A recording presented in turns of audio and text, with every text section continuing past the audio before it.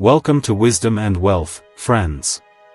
We're here to explore the timeless wisdom that can enrich your life, especially as you navigate the second half of your journey. Today, we're diving into a powerful concept from Buddhist teachings: why this very human life, with all its imperfections, is actually the best chance for enlightenment. It might sound counterintuitive, but stick with us, and you'll discover a profound truth. If you are enjoying the video so far, please consider subscribing to the channel or giving us a like so we know you are here and want more content. Most of us tend to imagine enlightenment as something far removed from our everyday struggles. We envision a perfect realm, free from pain, aging, and sorrow, a place reserved perhaps for celestial beings or those who have transcended the messy realities of earthly existence. In such a utopian vision, illness, loss, and grief would be non-existent. But the Buddha, in his immense wisdom, offered a radically different perspective. He taught that it is precisely this imperfect human life, fragile, unpredictable, and undeniably filled with suffering, that provides the most fertile ground for spiritual awakening. Why? Because it's the very conditions we often try so desperately to avoid: the loss of loved ones, the uncertainty of the future, and the undeniable reality of our own mortality, that shake us out of our complacency, compelling us to seek something deeper. Now, let's delve into this concept a bit further. Think about it. Pain disrupts the illusions we build around ourselves and the world. Uncertainty humbles our pride, forcing us to acknowledge our limitations. And the stark realization of death reveals what truly matters in the grand scheme of things. The discomfort we instinctively recoil from isn't the enemy of spiritual growth, it's the engine that drives it.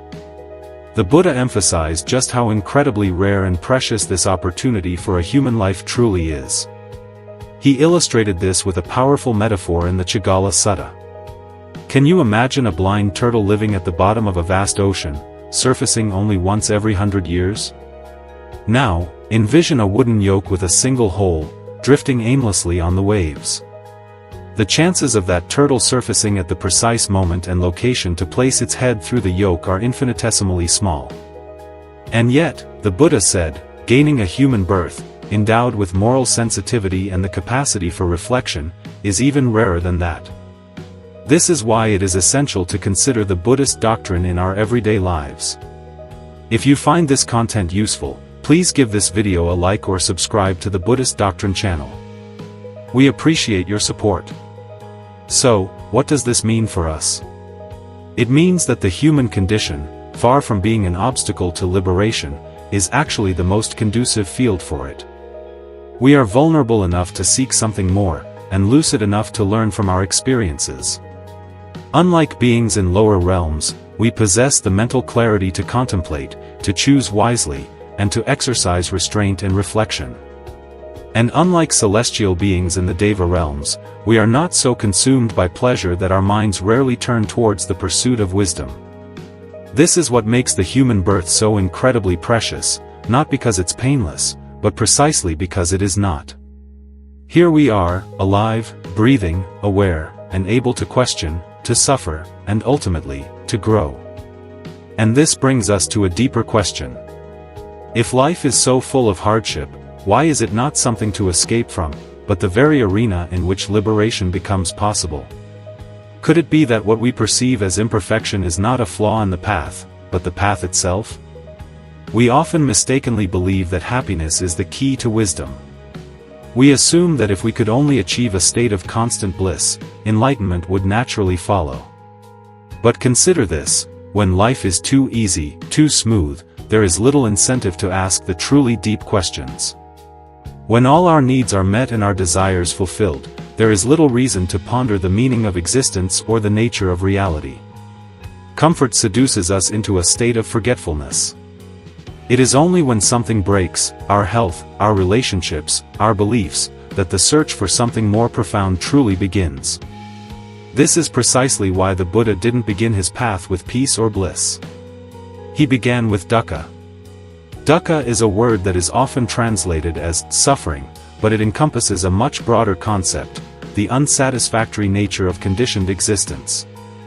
In the early Buddhist teachings, dukkha unfolds in three distinct layers. First, there's dukkha, the obvious pain of body and mind, encompassing illness, loss, and despair. Then, there's viparinama dukkha, the suffering that arises from change, the understanding that even joy eventually turns to sorrow as it slips away. Finally, there's sankhara dukkha, the subtle tension of simply being, a constant unease woven into every experience that is shaped by conditions. Recognizing dukkha is not an exercise in pessimism, it's an act of clarity. Much like a physician diagnosing an illness, the first noble truth is diagnostic, not nihilistic.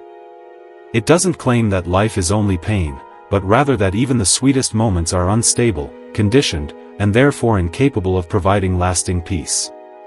Dukkha is the first noble truth of the Buddhist doctrine. If you find this video insightful, please consider subscribing to our Buddhist doctrine channel. But the Buddha didn't stop at diagnosis. In the second noble truth, he identified the root cause of dukkha, tanha, or craving, our insatiable thirst for pleasure, permanence, and a fixed sense of identity. It's not suffering itself that binds us to this cycle, but our reaction to it, our grasping and clinging. The third noble truth affirms the possibility of cessation, the potential to break free from this cycle of suffering. And the fourth noble truth lays out the path of training, a practical way to meet dukkha not with despair, but with insight, ethical conduct, and unwavering attention.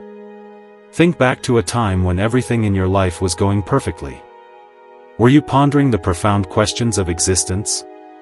Were you asking, who am I? What is truth?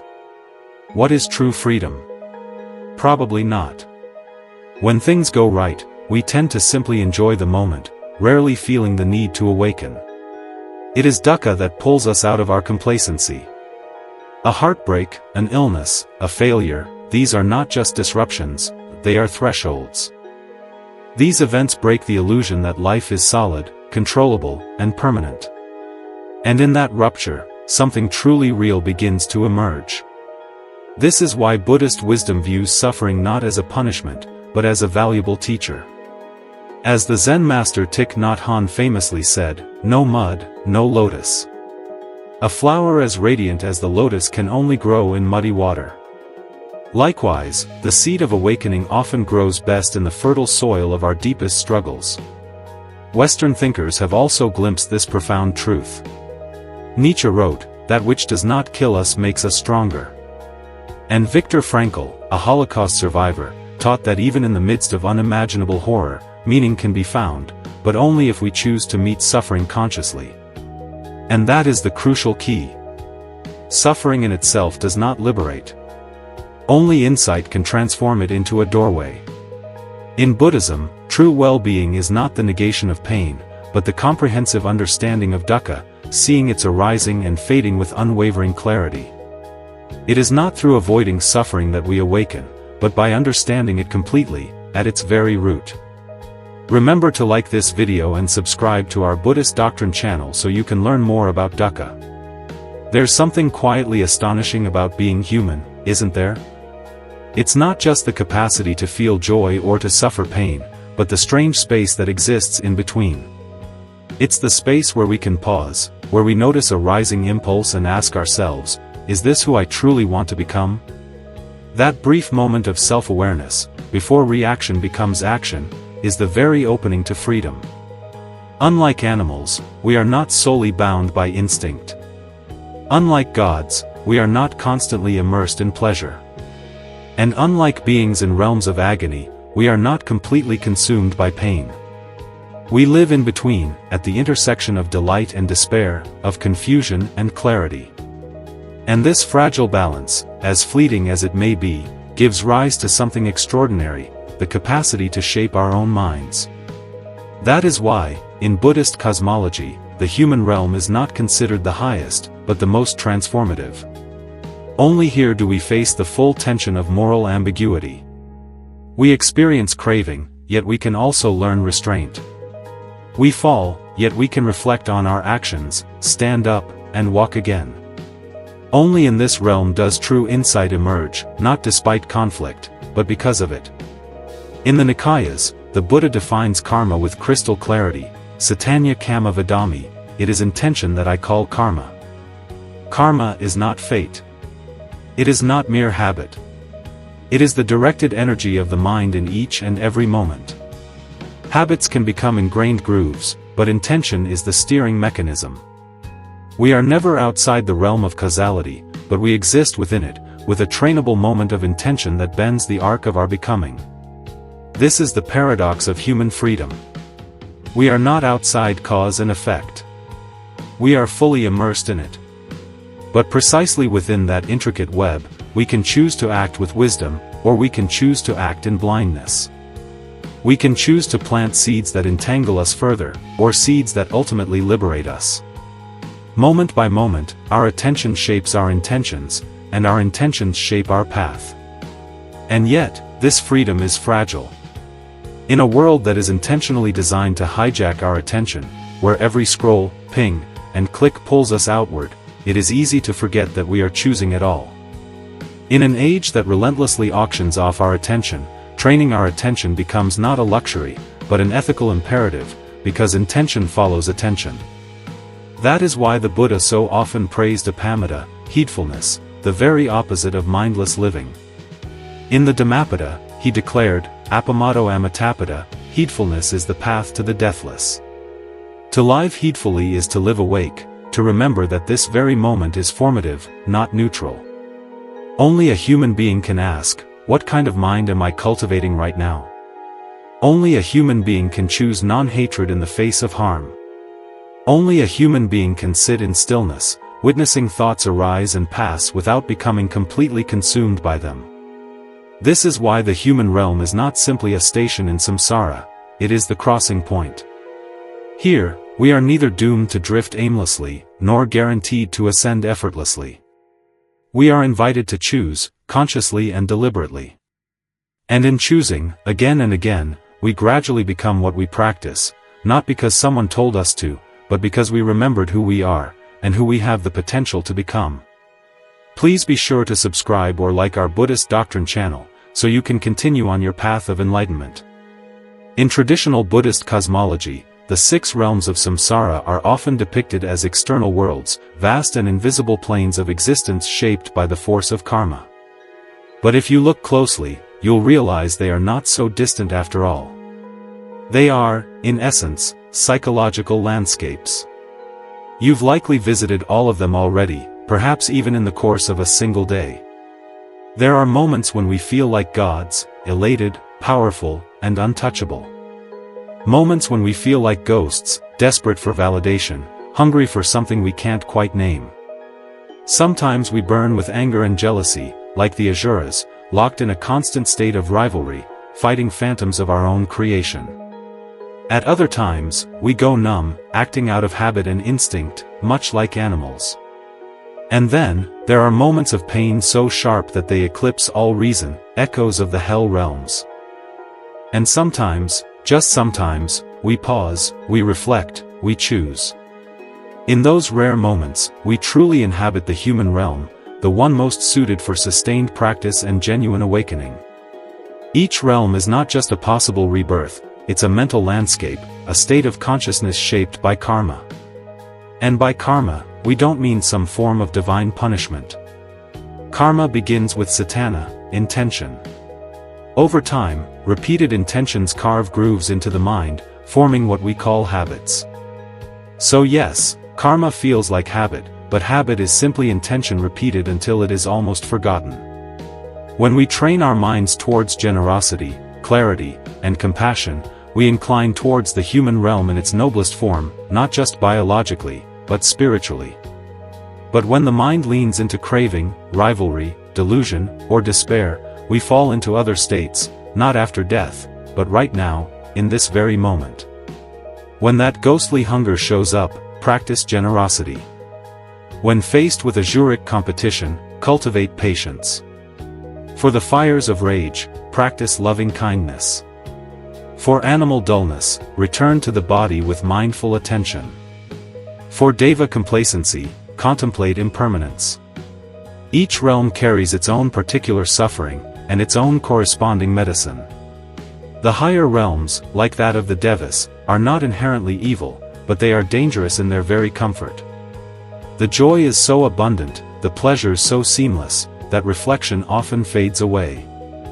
There's no urgency, no pressure to ask the truly deep questions.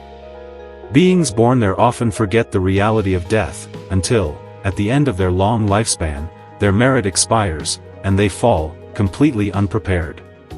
On the opposite extreme are the lower realms. Beings in hell or the hungry ghost realm are not inherently wicked, they are simply overwhelmed. Their pain is constant, their craving unbearable. And in that unrelenting storm, there's no room for reflection, no spaciousness for change. The animal realm is not characterized by cruelty, but by inertia and ignorance. Life is lived moment to moment, driven by fear or desire, without any meta-awareness. There is no inherent wrongness, only limitation, a mind not yet fully wired for Dharma. Now consider the human realm. It is not a reward, it is a razor's edge. We suffer enough to stay awake, but not so much as to drown. We are just clear enough to hear the Dharma, and just mortal enough to feel its urgency. We know we will die, and that truth, terrifying as it may be, sharpens the heart, awakens the mind, and calls us to live meaningfully in the present moment. The 6 realms are not distant galaxies, they are maps of the mind.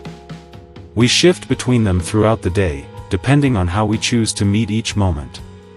Treat the realms as diagnostic tools, not dogmatic pronouncements.